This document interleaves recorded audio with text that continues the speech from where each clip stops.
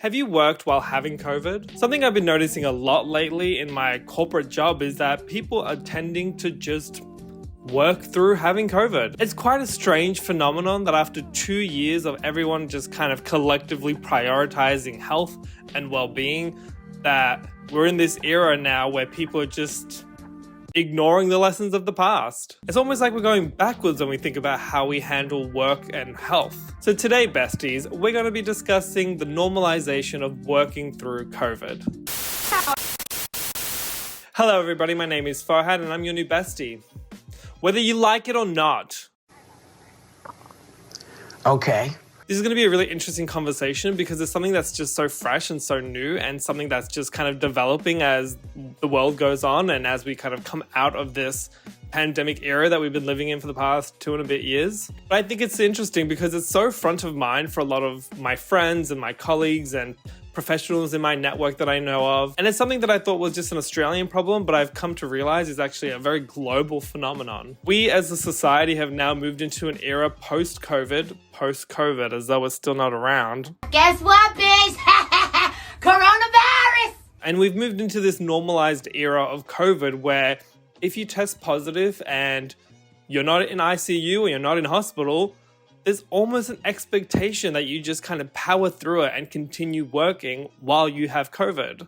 I'm done. You're not going to play games with me. I'm not doing this anymore. It's not worth it. And I've named this video The Normalization of Working Through COVID after a writer, Anne Helen Peterson, who's one of my favorite culture and professional writers, and does a lot of analysis of the professional cultural zeitgeist, which I just find fascinating as someone who is very academically inclined from, years and years of study, but is also living through and working in a very professional industry that is, focused on corporate world. So Anne's just written this article, The Normalization of Working Through COVID, and it just, again, really spoke to me because it's something that I've heard anecdotally quite a lot of. It's something that I've noticed across my company and from all different levels of people working in that company, from your very senior managers to your brand new newbies. And of course, a lot of this has to do with the fact that there's been a general capitulation when it comes to COVID, particularly in the more privileged parts of society. And partly it is just a sign of the times, COVID is not as scary as it once was, but it's also this general sentiment among professional communities of just going back to business as usual. All right, what advice would you give to anyone who wants to become a singer? Get a good lawyer. I think the lessons of the pandemic haven't really been learned, particularly when it comes to employee welfare. And I think this is a problem that we're going to be dealing with for many years to come. This is going to be an interesting discussion. But before we get into the details, a quick reminder, besties, if you enjoy this video, make sure you give it a like. And of course, if you haven't met me before, hi, I'm Farhad. Welcome to my channel. I make relatively inconsistent videos every now and then. I'm trying to get back into the weekly schedule, don't you worry. I like to talk a lot about hustle culture and the 9-to-5 life on this channel. So if you're into those sorts of discussions, make sure you subscribe to the channel and turn your bell notifications on. What have you got to lose? I don't know. So before I get into the discussion, I feel like I need to preface this argument by clarifying what types of workers I'm talking about specifically in this video and specifically in relation to the fact that there is a normalization of COVID in the working environment. I'm specifically talking about some of the most privileged groups of people in the workforce, right? I'm talking people who are on salaried jobs, corporate cushy jobs who have been working from home for most of the pandemic and are perhaps starting to go into the office regularly. Maybe they do half their time in the office, half at home. Maybe they do the whole time in the office, but they have the option to stay home. Maybe they're working from home full time. That sort of group of people, right? And again, these are the sorts of people who have, salaried jobs. They don't have to worry about their financial, security. People who have a lot of sick leave, people who have a lot of annual leave, people who have those sorts of benefits from their workplace. I'm talking about that group of people. People who, if they were sick, could take sick leave and not work for a couple of days and recover and rest and, get their energy back. And I say this is a very privileged group of people because these are the types of people who have a good sense of security from their job. I'm not talking about people who don't have sick leave. I'm not talking about people who work, part-time or casual jobs. I'm not talking about people who are really reliant on this, paycheck week to week. That's a completely different group of people. And if I'm being honest, that group of people are even more marginalized as a result of what the white collar people are doing. So again, it does relate, but the arguments I'm making in this video are very specific to white collar industries. So just keep that in mind when we talk about this because it might sound like I'm talking about things that are like, well, you know, you have sick leave, shut the hell up, why are you complaining? I know, that's the point. So that's the type of people I'm talking about in this video. And again, that's not going to relate to every single person because, you know, that's just one industry really. There's all these other industries. And it doesn't really affect younger people who are perhaps working part-time or casual jobs. It doesn't really affect people who might work in like face-to-face jobs. It doesn't really affect people who work in like retail or hospitality or, you know, healthcare, that sort of stuff. That's all a completely different conversation. So I don't want you to come into this thinking that's what I'm talking about, because I'm not. So let's talk about working through COVID and what I actually mean when I say working through COVID. So let's say you work in a job where sometimes you work in the office, sometimes you work from home, but you've been starting to return now that things are getting back to normal a little bit. So let's say you work in a white collar job, you have the ability to work from home, and then you do get COVID. What do? You stay home. Perhaps it's a little bit of a mild case or it's not too severe. Certainly not anything that will send you to hospital or ICU or anything like that. So because you're able to still function, essentially, you decide, hey, I'm just going to work through this. I could work from home. It's not a big deal. And rather than just telling your manager, hey, I've got COVID, I'm going to take a couple of days of sick leave, blah, blah, blah, which, you know, you're very entitled to. That's your legal right. People are instead saying, oh, it's just a mild case. I'll just work from home, it's okay. And you know, they might not work as hard as they normally do. They might not have as many expectations on them. They might not attend many meetings, but they're still working. Like that's the key point. They're still active. They're still communicating. They're still responding to emails. They might have their Slack or their Microsoft Teams open, all those sorts of things. Actually, I just want to read out this quote from Anne Helen Peterson's article, The Normalization of Working Through COVID, because I just love this concept that she raises in this. And it's just speaks to me on such a level that I couldn't have put it better myself. So I'm going to read this word for word. So Anne writes, and so now, as you or someone close to you in your organization tests positive, there's a weird unspoken understanding that you should probably just keep working. Maybe not work as hard as you would on a normal day, but definitely keep up with emails and maybe attend a few meetings and just kind of have Slack open on your phone in case someone comes up. Ambient working. Low energy working, but nonetheless working. Ambient working is probably my favorite concept I've heard when it comes to working from home kind of trends. It's just such a reality for so many people who are working from home while they're sick, or perhaps wouldn't normally go into the office pre-pandemic, but are still just working through it because they have this luxury of being able to continue their work at home. So what's happening is when people do get COVID and they tell their managers, you know, I've got COVID, but don't worry, it's just a mild case. Managers are then often in this awkward position where they don't want to force people to work, but there is this unspoken cultural rule where if it's mild, you could probably just keep going. Often you'll hear things like, take some time if you need it. Take it easy. I've just finished this task and then rest up. You know, like these kind of awkward, I want you to work, but I'm not going to tell you to work, but you should probably work if you want to stay in my good favors. Like that sort of thing. Get a good lawyer. And again, this kind of idea where managers are put in this awkward position when it's them that are setting the culture, I think is really funny because often the manager's response to getting COVID is indicative of what they expect their staff members to then do. Also, I should clarify, I haven't dealt with this personally in my current job. Like, I did get COVID at the beginning of the year and I took, I think, 2 weeks off of work. It was right before coming back to work after the Christmas break. So it just kind of made my annual leave longer, if that makes sense. But then, you know, when I look back on it, I think I actually was pretty sick still by the time I was coming back to work. I mean, I was working from home, so it was kind of okay, but I was pretty sick. I was struggling. Like I was literally taking it easy because my brain hadn't really recovered from like having COVID. There's like a lot of damage that gets done, particularly when you get like this shock to your system, especially after not being sick for like 2 years because of, you know, not leaving my apartment for 2 years. But I do want to make it clear that like I haven't had a manager in my current job or in my past jobs that have been like, you know, you should work through COVID, because it hasn't happened. But anecdotally, I've heard a lot of people from my company talking about this weird relationship with their managers where they're worried about taking time off because they've had COVID, because someone in their family might have had COVID, or because they're just getting sick in general, right? It could be the flu. Like Australia is dealing with a lot of flu outbreaks right now.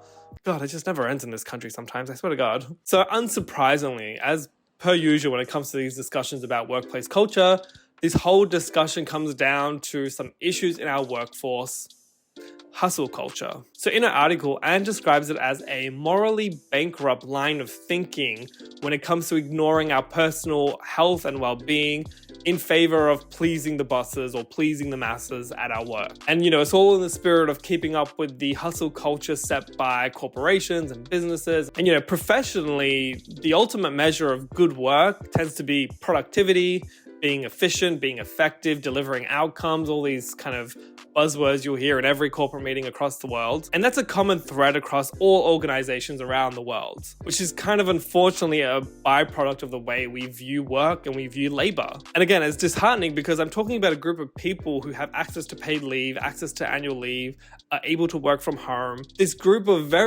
probably the most privileged when it comes to power and working relationships in their jobs. People who have a lot of sick leave and are very legally entitled to take it, particularly when they're sick and particularly when they've got COVID, are choosing to, succumb to this overwhelming pressure to instead show that they're the type of person who will always put work first, who can overcome any challenges, who will always show up, who are the valuable members of the team, and who are looking to progress in their company. And it doesn't sound like a big deal, but it really is, because when you do these sorts of things, you're setting the standard for a lot of people at your company. You're setting the standard for yourself and the way you value your time and your energy and your health. And the fact that this comes from a very privileged group of people just makes it harder for people from marginalized groups who might work in casual jobs or might work in sectors like hospitality or retail where they don't have the privilege of working from home. It just makes it harder for them to access things that should be their right as well.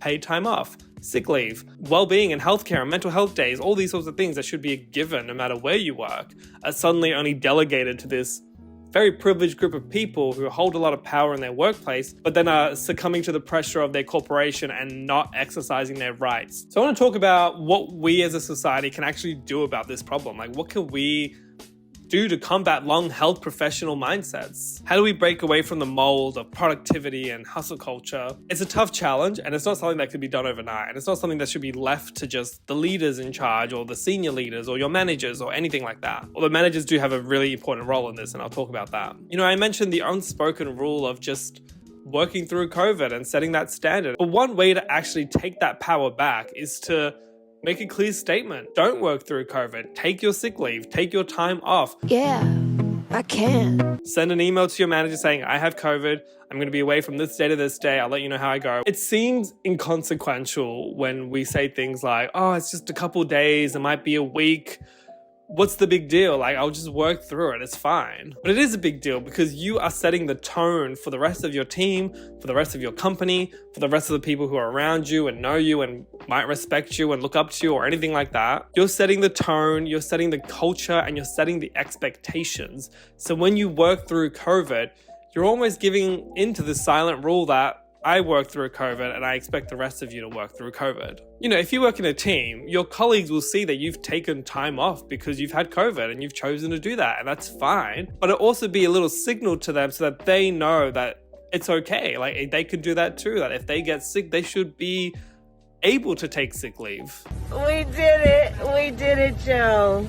Camaraderie at work is really important because, you're doing the same thing a lot of the time, every day, in and out, whatever. Having that camaraderie between your teammates is what keeps you going. It's what makes work fun and what makes your life enjoyable. Like, you need those relationships to be strong. So having that camaraderie to say, I'm sick, I'm going to take time off, and setting that clear standard of if you get sick, you should take time off because we wouldn't expect you to come into the office pre-pandemic. So why should we expect you to just log in from home and work from home while you're sick? And if you're a manager or a team lead, I think it's really important that you take time off to set the cultural standard for the rest of your team to let them know it is okay to take time off if you're sick. You should take time off if you're sick. But I've noticed, not just in my company, but across the board from a lot of different friends of mine who are working in these types of jobs, there's been this huge group of senior leaders, particularly senior managers and executives often, who just work through COVID, and I find that really disheartening and quite disappointing because it's almost as if they've learned nothing from the last 2.5 years of this pandemic, right? Like, they've just gone back to the way it is. I was playing. And I think the important thing here is paid time off is a privilege. Like, it's certainly a privilege, but it shouldn't be a privilege. Like, it should be a legal right for everyone. You know, I think we as a society, colleagues at an organization, members of a union, we all need to keep fighting to expand our rights when it comes to paid time off. Otherwise, they'll keep being diminished. And it'll just make it harder for people in different areas like hospitality, retail, healthcare, etc., to get their rights to access, to have them be able to take time off, to have them be able to have the same privileges that they do. Oh, this hair keeps falling down right here. I don't know what to do about it.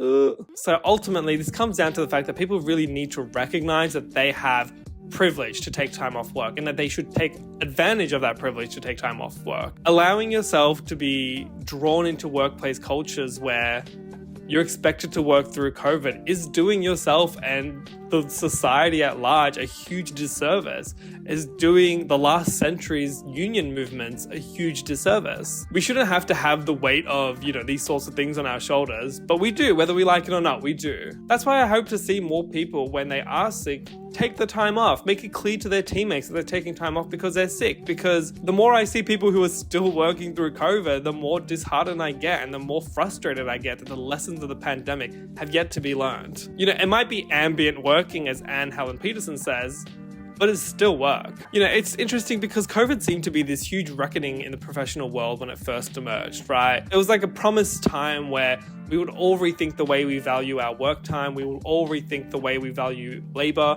and we would all rethink, you know, our health and well-being and take that as a priority above our work and above our productivity. But as COVID has started to be normalized and people begin to think of it as like, you know, an inconvenience as opposed to this disease that's killed millions of people around the world, people often forget that. I think we're starting to see a return to the status quo, and I'm a little bit worried about that. And I think it's a little bit dangerous because it just kind of proves the fact that all this talk over the last 2.5 years about we value your health, we value your well-being, your health should be your first priority, all of that was really just lip service to keep us in check. Because let's be honest, professional workers didn't really have to deal with COVID. They worked from home throughout the pandemic. They didn't have to worry about catching COVID when they were at work because they were at home. And then for them to just come back to the workforce and be like, we're fine, like, just work through it, you'll be fine.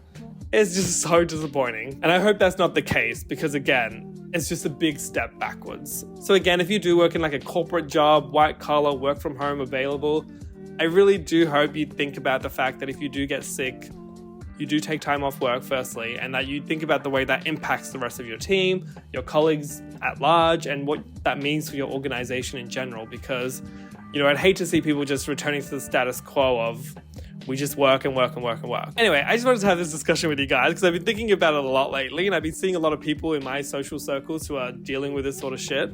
Excuse my language. So it's over to you now. I want to know your thoughts. Have you worked through COVID? Do you know people who are working through COVID? What's your relationship between work and COVID been? I'm quite curious to know. Let me know what industry you kind of work in as well. That'll kind of help me understand where you're coming from. Anyway, again, thank you for listening. I hope I've been able to get you to think about, you know, your relationship with work and health and your colleagues around you, you know, what taking sick leave yourself means for the people around you. And I hope that we all, as people who are, you know, giving labor away to companies, think about what that means and think about the fact that if our health is, you know, in need of attention, we give it that attention and we stop working. And as always, if you enjoyed the video, make sure you give it a like. It really helps my channel out. If you want to hear more about hustle culture and the professional zeitgeist, make sure you subscribe to the channel. I'll be putting out a lot more videos about this sort of stuff in the future. And turn on your bell notifications because besties, you've got nothing to lose. As always, thank you all for your comments in my last video. You guys are so lovely. You guys are so nice.